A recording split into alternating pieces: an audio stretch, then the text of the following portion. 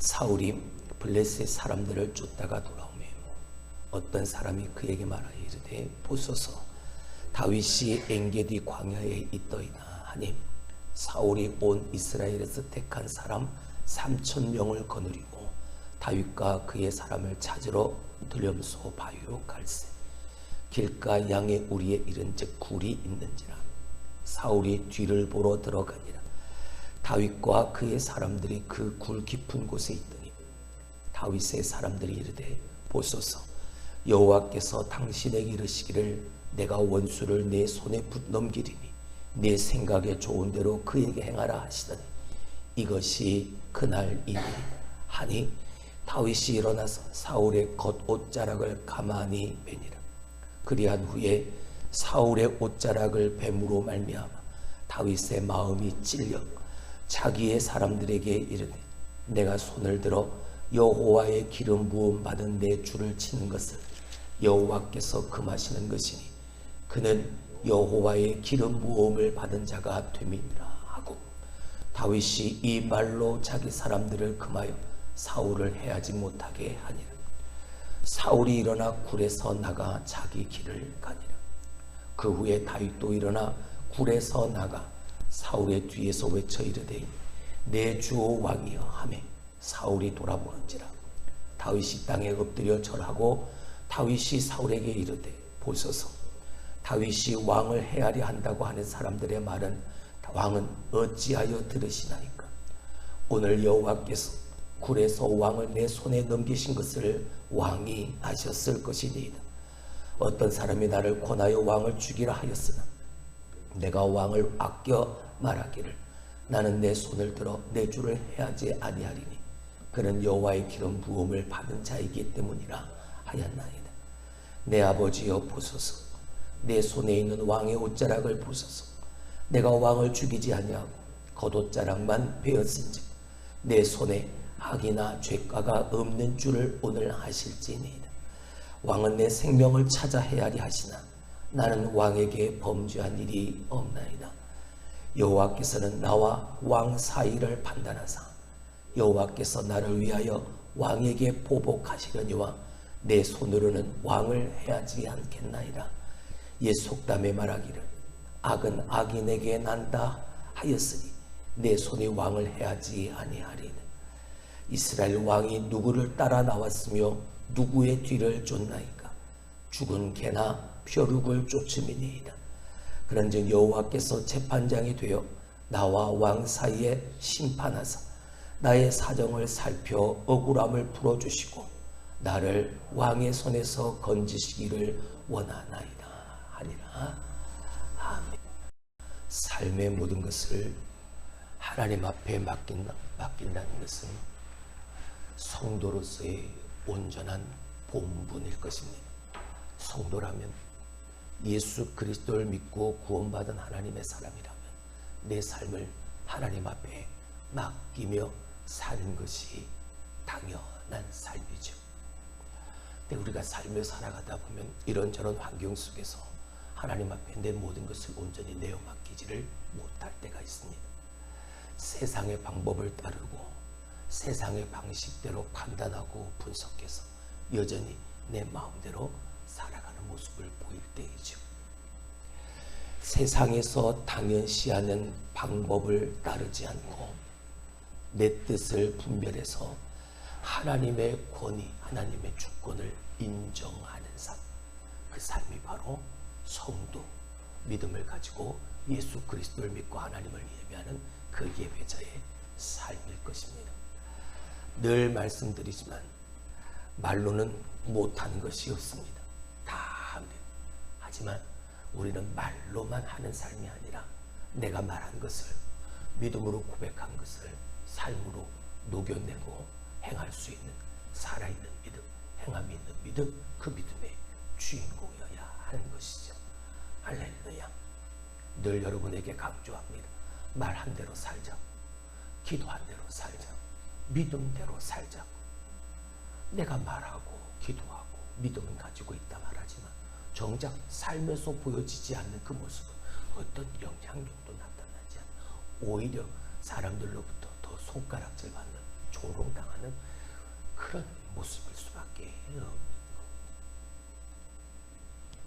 오늘 세상에서는 복수하는 것, 원수 갚는 것, 그걸 당연시 여기는 세상의 방법입니다. 내가 이만큼 받았으니까 내가 이만큼 너에게 돌려준다.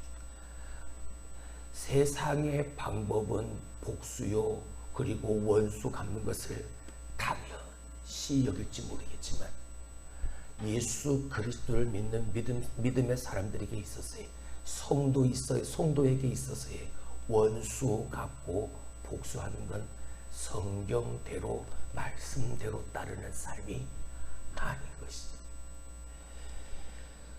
우리가 로마서 12장 19절이나 히브리서 10장 30절의 말씀을 보게 되어질 때 원수 갚는 건 내게 맡겨라, 하나님께 맡겨라, 내가 원수를 갚아줄 테니까. 이게 신앙인 거. 내가 하는 게 하는 거죠. 내가 하고 싶다고, 내가 갖고 싶다고, 내가 복수하고 싶다고 하는 게 아니라 신명기의 말씀을 통해서 로마서나 히브리서에서 그렇게 말씀하고 있는 건, 제가 한번 로마서 12장 19절의 말씀을 읽어드릴게요. 내 사랑하는 자들아, 너희가 친히 원수를 갚지 말고 하나님의 진노하심에 맡기라. 기록되었을 때 원수 갚는 것이 내게 있으니 내가 갚으리라고 주께서 말씀하시니라. 사도 바울은 분명히 권고했죠. 네가 원수 갚지 마라. 진노하시는 하나님께 맡겨라. 할렐루야. 네가 행하지 않아도 하나님이 다 알아서 하시니. 그래서 성도의 삶에서 원수 갚고 복수하는 건, 그건 내 것이, 내가 하는 일이 아니고 하나님 앞에 내어 맡기는 거죠. 원수 갚는 것도 하나님이 하시니, 은혜 베푸시는 것도 하나님이 하시니, 세상의 모든 일을 하나님이 뭐 하시니까? 주관하시니까. 할렐루야. 그 하나님 앞에 내어 맡겨. 오늘 다윗은 원수 갚는 그 일을 하나님 앞에 맡깁니다. 달라졌죠. 내 마음, 내 생각대로, 내가 계획한 대로 피했던, 그렇게 움직였던 다윗의 모습에서 이제는 먼저 구하고, 먼저 아뢰고 기도하고 하나님께 모든 것을 다 내어 맡기는 그 삶으로의 변화를 다윗은 만들어냅니다. 하나님의 마음에 합했다. 성경은 다윗을 그렇게 표현했죠. 하나님 앞에 다 내어 맡기니까 하나님이 인도하시는 삶에 순종할 수밖에 없으니까 그 마음이 하나님의 마음에 합할 수 있었던 것. 사울의 추격을 받고 있던 다윗에게 사울을 죽일 수 있는 절호의 기회가 찾아왔습니다. 사울이 숨어있는 그 굴 속에 이제 블레셋 군대를 쫓다가 돌아와서 3,000명을 모집해서 600명을 데리고 있는 다윗을 잡으려고 오는 겁니다. 근데 지금 다윗이 피해 있는 그 엔게디 요새는 굴도 많고 밭도 많고 험난한 곳이지. 다윗이 그곳을 택한 이유는 그렇게 굴도 많고 바위도 많으니까 사울로부터, 그 사울에 잡으려는 그 손길로부터 피할 수 있는, 숨을 수 있는 곳이, 그런 여유가 많이 있는 곳이기 때문이었던 것이죠. 숨었습니다. 근데 불행인지 다행인지 사울이 그 굴 속에 화장실을 가려고, 볼일을 보려고 들어오고 있는, 가만히 들어와서 아무도 없이 홀로 들어와서 볼일을 보고 있는 사울, 그 사울을 없앨 수 있는 절호의 기회가 그에게 찾아왔죠.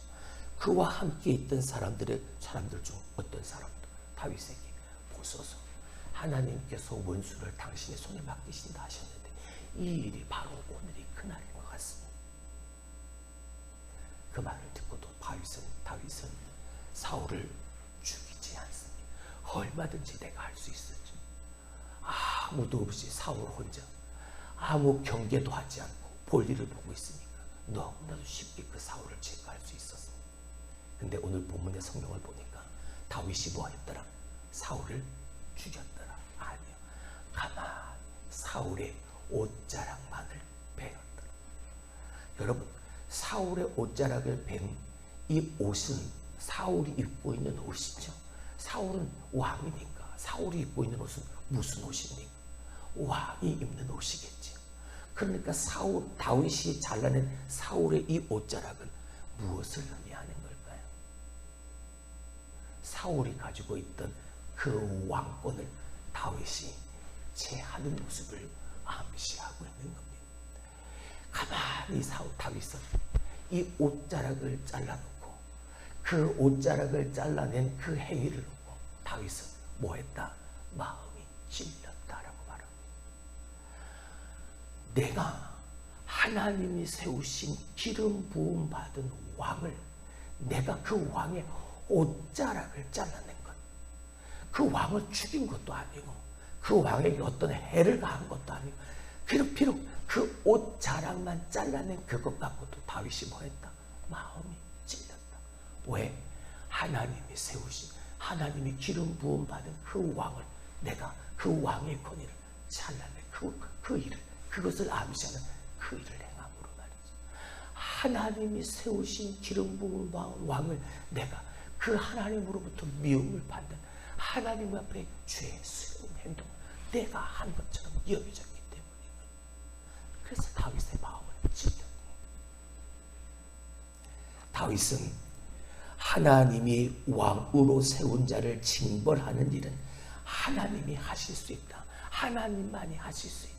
오늘 제가 읽어드렸던 로마서 12장 19절, 히브리서 10장 30절 말씀처럼 원수는 하나님이 갚으십니다.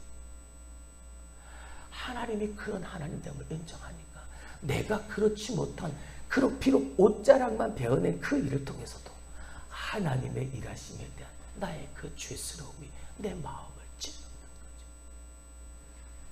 그래서 다윗이 자기 사람들에게 금하게 합니다. 사울을 죽이지 말라고, 해하지 말라고 말이죠. 다윗은 더 이상 도망 다니지 않아도 됐습니다. 더 이상 힘들게 사울을 피하지 않아도 됐습니다. 그 굴 속에서 아무도 모르게 사울을 죽이면 됐습니다. 얼마든지 그게 가능한 그런 상황이었습니다. 근데 다윗은 하나님 앞에 맡깁니다. 내가 한 그 작은 일 하나도 하나님 앞에 너무나도 큰 죄처럼 여겨져서 마음이 찔려 하나님 앞에 내 모든 것을 다 내어갑니다. 성도는 다윗처럼 모든 상황 속에서 하나님의 주권을 인정하는 사람이어야 합니다. 할렐루야.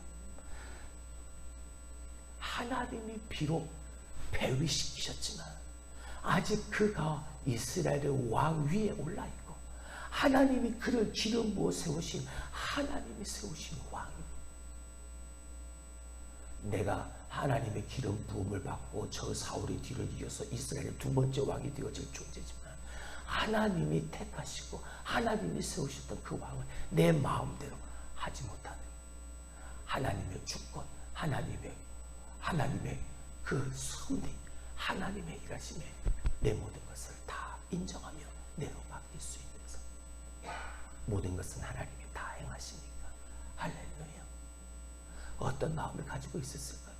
하나님이 세우신 사람은 반드시 하나님이 책임지기도 하시고 하나님이 직접 벌하시기도 하시는, 내가 뭐라 참견할 일이 아니에요.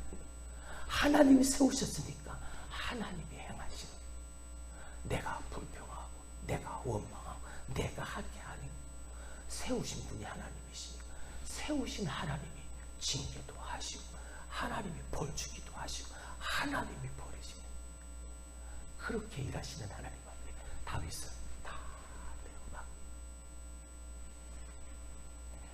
이어지는 8절 이하의 말씀을 보게 되어지니까 이제 그동안 멀리서 도망 다니기만 했던 사울과 그리고 쫓아가기만 했던 다윗의 모습이, 사울과 다윗의 모습이 이제 비록 거리는 있지만 대면하게 되어지는 장면이 나옵니다. 왕이여. 그리고 그 왕을 부르고 난 후에 다윗은 멀리서 사울을 향해 큰 절을 올립니다. 왜요? 아직도 하나님이 세우신 그 왕권, 하나님이 세우신 사람에 대한 존경의 의미를 한 존중의 하나님이 향하신 그 일에 대한 존중의 의미를 가지고 있기 때문에 내가 얼마든지 당신을 죽일 수 있었습니다. 하지만 나는 당신을 해하지 않았습니다. 사람들이 말하듯 내가 왕을 해하려 한 일이 무엇입니까? 내가 왕 앞에 잘못한 일이 무엇입니까? 이 손에 들려있는 왕의 옷자락을 보시죠. 내가 얼마든지 당신을 해할 수 있었지만 나는 그렇게 하지 않았습니다. 나는 당신을 죽이지 않았습니다. 나는 당신에게 잘못한 죄를 지은 적이 없습니다. 그러면서 다윗이 하는 말이 있습니다. 12절 말씀을 보시죠. 여호와께서는 나와 왕 사이를 판단하사 여호와께서 나를 위하여 왕에게 보복하시려니와 내 손으로는 왕을 해하지 않겠네. 하나님이 나와 왕 사이에 뭐가 되셔서 판단하시는 분이 되셔서 하나님이 나를 위하여 왕에게 보복하실 것을 아는 거죠.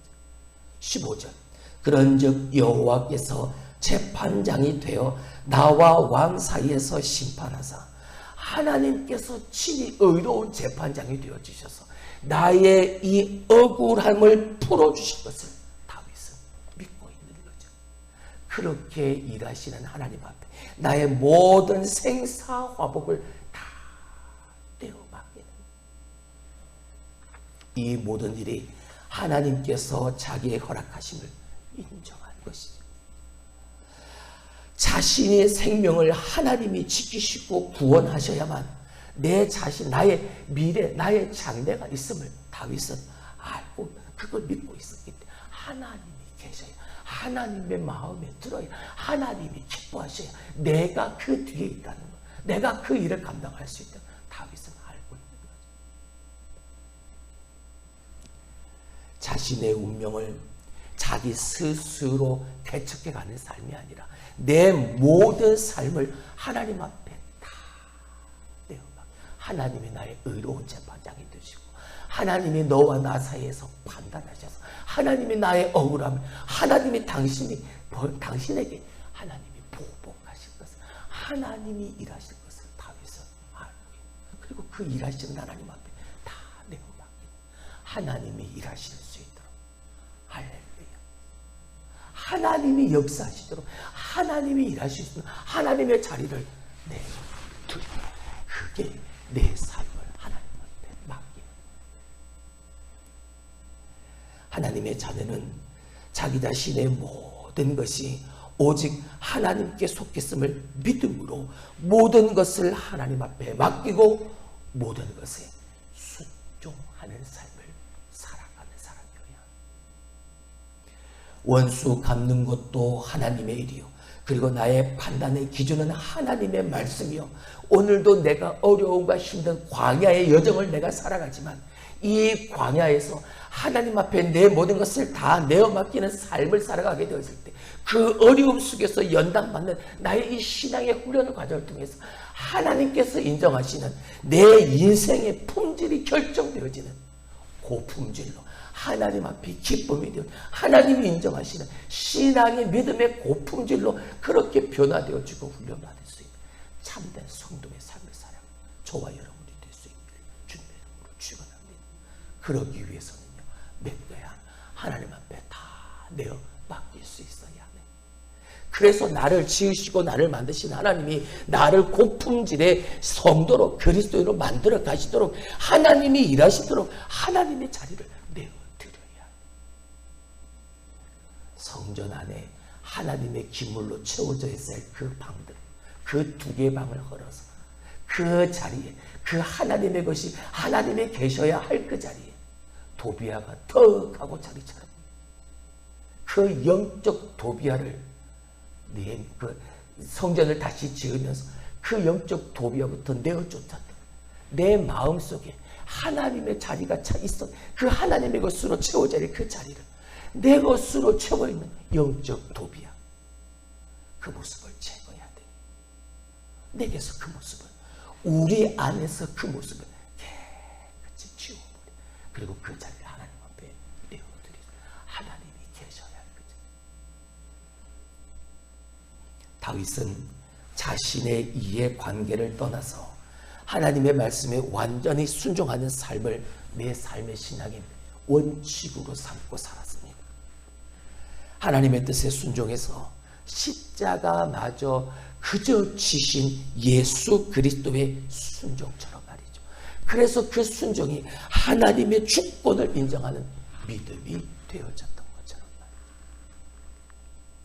성도는 이 믿음을 따라 모든 삶 속에서 그 하나님의 주권과 섭리를 인정하고, 그리고 그분이 오늘도 내게 들려주신 그 말씀에 완전히 순종하는 삶을 사는 사람, 그런 여러분이 될 수 있길 주님의 이름으로 축원합니다.